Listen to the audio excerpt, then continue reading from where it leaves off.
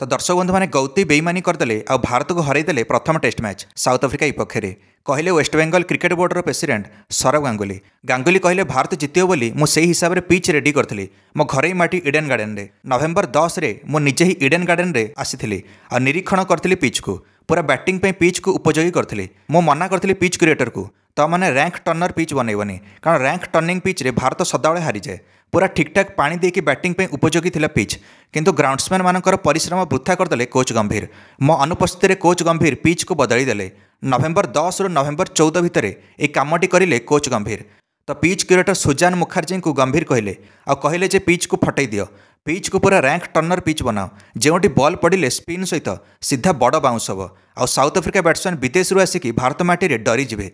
Mature ठीक 4 दिन पूर्व गंभीर एमती निष्पत्ति नेले से पिच रे 4 दिन जाए पानी दिहलानी जेते पिच टी फाटिवा आरंभ है आ प्रथम दिन पिच बहुत फाट सृष्टि करथिला। मैच हारीगला भारत से मैच सरिला परे गांगुली कहले जे एमिति पिच कोच गंभीर को दरकार थिला जार परिणाम भारत टीम को भोगिया पड़ा। गंभीर निजे ही दोष कले और हारिला परे भारत टीम उपर दोष ठेलिले कहले भारत बैट्समैन माने जानिया दरकार जे टर्निंग पिच रे केमिति खेलिबार अछि केमिति डिफेन्स करके मैच जितियार अछि।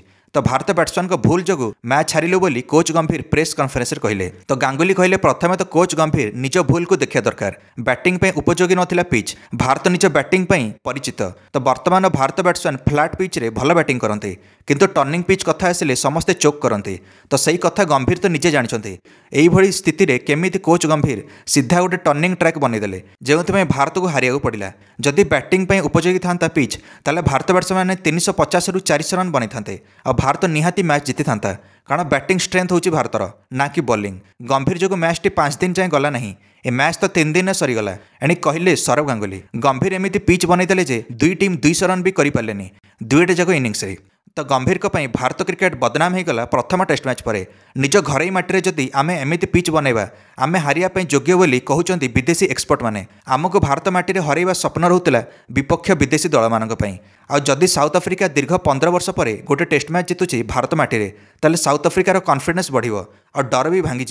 गांगुली कहले साउथ आफ्रिकार कैप्टेन तेम्बा मो पाखक आसते जो दिन मैच आरंभ होबार थिला ए पिच रे केमिति बैटिंग करियो बोली से मते पचारथिले। मु कहली वर्तमान पिच को देखले लागुची मैच तो 2 रु 3 दिन भितर सरजिवो एणिक 100 रु 120 रन चेस करिया मुश्किल हबो द्वितीय इनिंग्स रे जे बैटिंग करू कारण प्रथम दिन ही पिच फाटिवा आरंभ होता।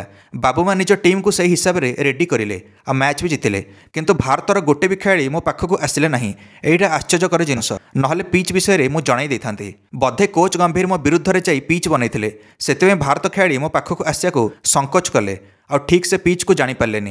मो छोट बेलू ये पिच रे खेलिकी बड़ हेली मो इडेन गार्डन पिच को बहुत पाखर जानी कहले कलिकता प्रिंस सौरभ गांगुली। गांगुली कहले गत वर्ष 2024 रे वांखाड़े मैदान में भारत एमिति रैंक टर्नर पिच बनईथिला न्यूजीलैंड विपक्ष में सेठी 147 रन चेस कर पार भारत से मुझे चाहूली जे रैंक टर्नर पिच न हो इडेन गार्डन में 124 रन टार्गेट थिला जोटा सफल है नहीं भारत करने दर्शकों को निराश कले इडेन गार्डन में कोच गंभीर।